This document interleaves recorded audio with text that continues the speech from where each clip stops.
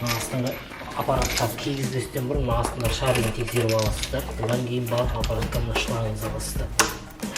Келесі пистолетті жинаймыз тағы да. Мынаған бұралады. Бұны бірін-біріне тарту үшін мына 2.19-мен тарту керек болады. Мына екі жерде қаттылар. 1.19-мен тартқанға болмайды, өйткені аппарат пистолеттің өзінің несі вращающий болып келеді.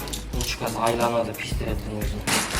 Содан кейін барып ручкасы екі жағын алып тастайсыздар. Содан кейін барып ручкасын бір жағын мында бұралады пистолетке. Екінші жағына уже сапло держательге салатын кезде мына флажоктың басына бүйтіп кигізіп, содан кейін барып мынаның ішіне салу керек болады. Содан кейін мынаны былай кигізіп саласыздар. Бітті. Оны алып тартасыздар.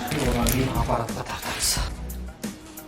Аппаратты топқа қосасыздар. Қосардың алдында ең бірінші майын құясыздар. Нелеріңізге саласыздар, жаңағы сұйықтықтарыңызға. Аппаратты қосарда да өшірерде де мына кран обратно дейді, осы төмен қарап тұру керек. Осы төмен қарап тұрғанға көздеріңіз жеткеннен кейін барып қосасыздар аппаратты. Аппаратты қосқан кезде міндетті түрде мына датчик давленияны қосқансаңыздар, бұл істемейді. Қосасыздар, мына обратно су шыққанша күтесіздер. Кран обратно жабасыздар, жапқаннан кейін барып уже пистолетке береді.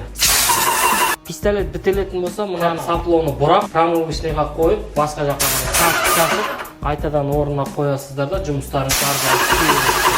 Мынау қазір вертикально шашады и горизонтально басында сапло держатель бұрасаңыздар, горизонтально шашады болады.